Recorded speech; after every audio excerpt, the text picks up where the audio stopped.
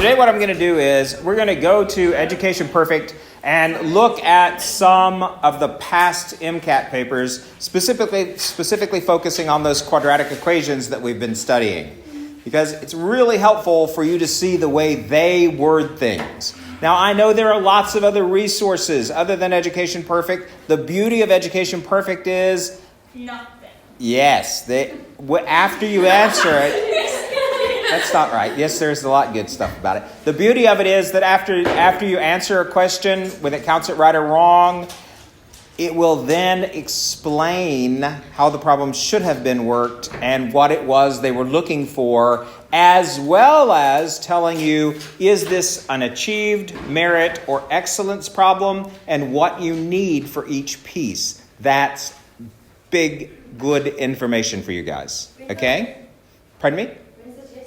Well, remember, you might not have been here. I'm sorry. We're not having a test on this particular topic until the school exams, and then you'll have the Mcat exam. Or it's next term. It's going to be next term. So, but I'm still going to assign you guys a practice Mcat to take as a test. We'll use class time for that, but it doesn't count, and we won't grade it. But just so that you can get your feet wet. All right? That's the thing about the Mcat. You've got a lot of algebra knowledge, right? We're going to go through the basic skills, but you still really need to see how they apply it. Okay? So what we're going to do is just go to Education Perfect, and I'm going to assign these later so you can work through some more of them. We'll spend some class time doing them, but we're going to do a few of them together so you can see some of their favorite tricks and some of their things that they do. Okay? Some of it's going to look a little odd occasionally.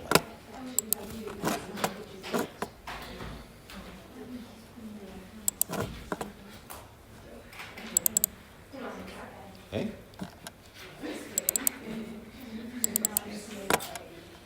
So we've been looking at quadratic equations, so we'll just go to that section. Now, we have not done everything there is in quadratic equations. We're just going to do some of the applications and look at some of the applications. But most of them we can do. Now, we haven't looked at those that use the quadratic formula, and they're also really, really obsessed with what's called the discriminant. So we will be still talking about quadratics later, but we can look at a few of these of the problems that they're going to give you. So, for example, here they just give you factorizing, but then there's more parts. After you have it factorized, then they turn it into an equation and ask you to solve it, right? After you factor it, then you set each factor equal to 0 and then solve. How many answers do you expect to get? 2. And I'm asking you that because of something you're going to see in just a moment. So you see that after you answer it, they're going to show you the working, show you the answer, and of course this is just an achieved because all they were asking you to do is factorize it and solve it. Okay? So fairly easy skills, fairly straightforward skills, so they don't give you too much credit for these. Okay? All right, so another one's basically the same. Let's see, is there an application ones on the missing? Here we go, there we go. That's where I want to be. Okay. So, here's one like one of the ones we looked at in the book. Squares the number, multiplies it by 7, adds 14, subtracts 56. Her answer is 0. What numbers? So just do all that and then put equals 0 and solve. Right? And you see they're working there. Got their 2 answers. If you solve it, showing the equation, writing out the equation, that's a merit. Not bad. Yeah? Okay. This one in here I love. Don't love that one. Hold on. That some of these just use substitution. Okay. These involve what are called U-Substitutions, and we haven't done that yet, so let's just wait. All right, so look at this one. Lucy used timber to form the exterior sides of a rectangular garden. They love these using basic geometry. Okay? Triangles and Pythagorean formula especially. Okay?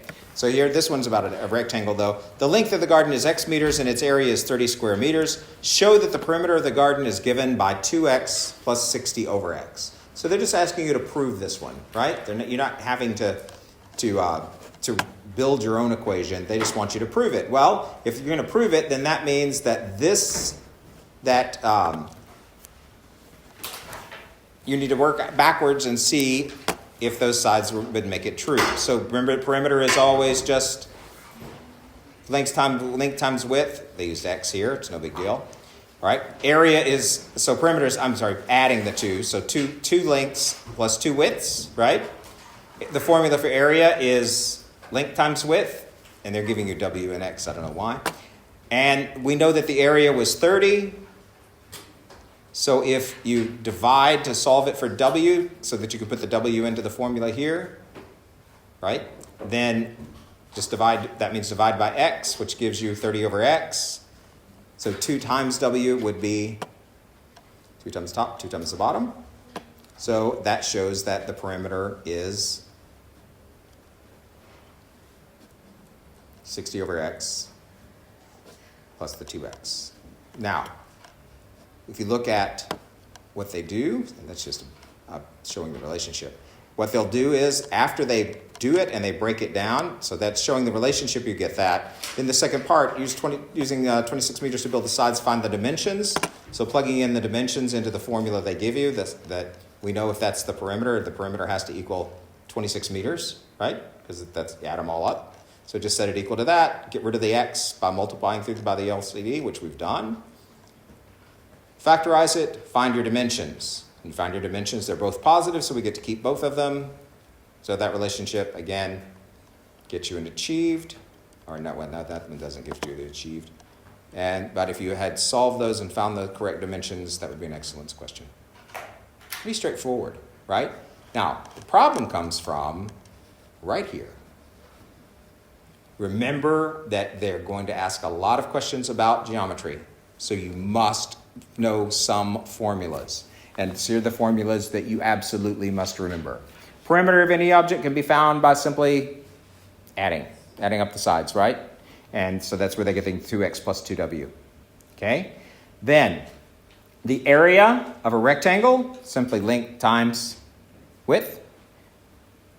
Triangles, perimeter again, just adding up the sides. The area of a triangle, half base times height. Good, where the height is measured from the base up to the highest point. What about if you are trying to find the sides of a triangle? You use the Pythagorean formula. A squared plus b squared equals c squared, where c squared is always which part? The hypotenuse, which is the longest side. Okay? When you're finding missing sides of a triangle. Okay? All right? So memorize that one. It will definitely come up. Okay? So knowing these formulas is going to be half the battle on a lot of these questions. All right. This one is using parabolas. We haven't gotten there yet. Don't worry about it too much. Okay. Parabolas. We're going to have a whole section on parabolas. Let's see. All right, here you go. This one has a ratio 3, 4, 5. So the diagram below shows a triangular garden with a path around it. The triangular garden has sides with lengths to the ratio of 3, 4, 5. That's a classic right triangle, right? Okay, where 3 is one side, 4 is the other side, and 5 is the hypotenuse. Do you remember that? At each corner of the garden, the path is a sector or part of a circle with a radius of 1 meter. The difference between twice the total area of the path and the area of the garden is 2 pi m squared. Okay, so do you see, and you don't have a calculator, do you see how they put together formulas from different pieces of geometry to make these? Find the length of the longest side of the garden given that the area of a circle is pi r squared. So they give you the formula, so you're not totally left out. So you just need to... like 3 pi in our heads. Can't you just put 11 pi? Can I just go 3? Well, again, they're giving you the difference between they're giving it to you in terms of pi, so they don't expect you to use numbers to replace the numbers and figure it out. You're just going to use the symbol pi for pi. Okay? So let's look at this one quickly.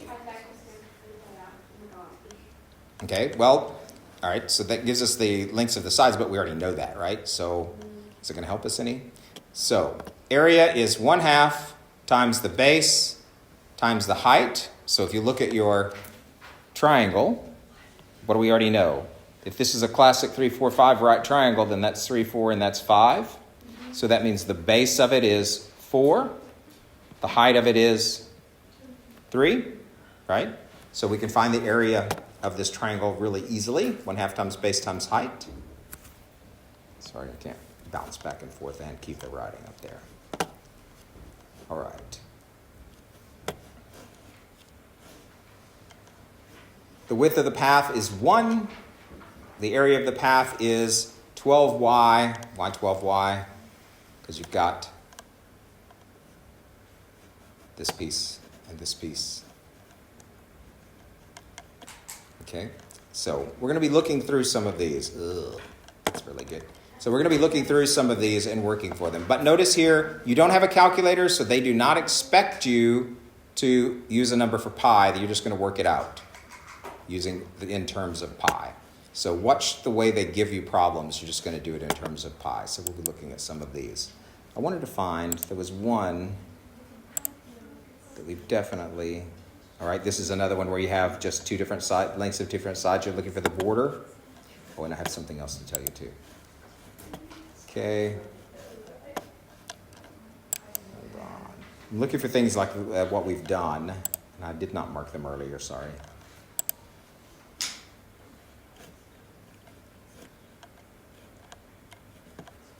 Okay. It's quadratic in form. All you're going to do is, where K is the cholesterol level, so initial cholesterol level of 9.8, so you're just going to put that in place of K. Then you can factorize it and solve it to see what the, okay. Divided into rectangles, it's another one. Oh, and this one's a parabola. So, all right. I can't find the one I was looking for. So you're not going to be able to do those ones with a parabola. We haven't done those yet. But some of the others you will.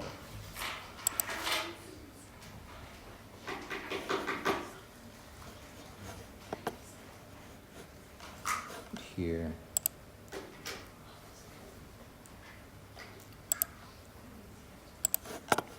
And here you're going to see in a moment we're going to look at using the discriminant where you have roots of the equation that's found using the discriminant. So we've got a lot of ground to still cover in some of these. What I'd like to do is just look for some of the ones that we have. So here the quadratic equation has two solutions, -1/2 and 5/2. It's a quadratic, but it's missing a value. They want this middle term. How can I find that middle term? Yeah? So we need to just work backwards, right? Because we know that if this is a quadratic, and these are our factored form, we know that if it's solved like this is a really classic one, that means we had factors of x plus 1/2 times x minus 5/2. Why is it plus and minus? Why have I reversed them? Because when you factor it out, it switches the sign. Well, you're right. When you reverse the solving, remember when you solved it, you had to move it by adding or subtracting. Now, notice that we have fractions here. Did we ever factor anything that had a fraction in it? No. Anytime you have a fraction, that means you divided by that number, which indicates that that number in the bottom should go in front of which part? The x. So that one, first one will be 2x plus 1. The second one will be 2x minus 5. So anytime you have a fraction, that means that there was some number in front of the x when you divided to solve it. Okay? So you know this, you're just not used to looking at it like this. So this is the kind of thing that I wanted to show you. Now, how can we find b? Multiply it out. Right? So 2x times 2x is 4x squared. 2x times -5 is -10x. 1 times 2x is positive 2x. 1 times -5 is -5. Combine those two and gives you -8x. So what is our b? Just -8. B is, well, does it have to give you the, yeah, because b is just the number in front. So -8. All right? So you can work backward from the factored to the factored form from the solutions to an equation. Right? Would you have thought of that? So when you put the fraction in the denominator, Put it in front of the x. Right. So if you had x minus 1/3, that really means 3x minus 1. right? Because to give it away from the x, you would have to divide both of them by 3. Yeah? Which is another reason why I've been trying to get you to say, don't just jump things across the symbol, right? And turn it into a fraction. Why did you move it across and how? Because you're going to have to go backwards. Okay? They know that you take shortcuts, and they're going to anticipate that and catch you with them. All right, let's see. This one here is so cool. Factorize fully, that's 4 terms. Break it in half. What might you have to do before you can get them factored? You might have to rearrange it. Well, you may have to rearrange it, but in this case you wouldn't. Right? Do you remember how to factorize this one? No. 4 terms, so break it in half. What's common to the first 2? 2 and an x, which is going to give you 2b plus y. What do I do with that in minus? Just bring it down, never lose it. What's common to the last 2? 3a, which is going to give you 2b plus a y. Do the brackets match? Yep, so 2b plus y times what? There you are. Okay. Now again, the factorizing ones are critical, but they're also going to be worth little. Because it's just a basic skill.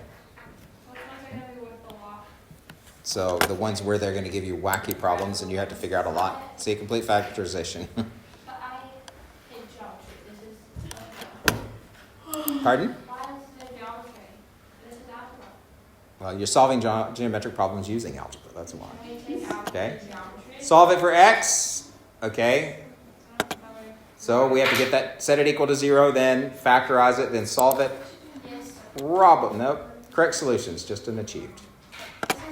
Wait, I think I have to You're you on. have to set things to 0. If it's a quadratic equation, you always set them equal to 0. When it's equal to Before you factorize, you always have to set them equal to 0. Now, what if you just have, like this one doesn't look quadratic, but what do we have to do before we can solve this? Get rid of the fractions. And how am I going to get rid of the fractions? Right, we're going to multiply every term by an x, which is going to give you x squared plus 1x plus 3 equals 0. Why did you write a 1 before the x? Or is it minus 3? Pardon? Why did you write a 1 before the x? Just because it's there. You don't need it. Okay? But you're going to factorize it in a minute, so it just kind of reinforces that you need a 1 there. It's no big deal. I think questions should go solve themselves. Okay? Then, of course, you'd factorize it and solve it. That one's easy to... wait a minute. There's another issue here. Because this one won't factor. So they got decimals. And you get these decimals by using the quadratic formula, which is another thing we haven't looked at yet. Okay? But I just wanted to give you an example. Right? 2 real solutions. Find the others. Don't worry about that. Okay. All right. So, a lot of the times, yes, you will be just doing straightforward solving quadratic equations. But many times they're going to give you these pieces and with twists and turns in them. So I want you to be focused, not just focusing on the ones in the book. The ones in the book are very straightforward. I like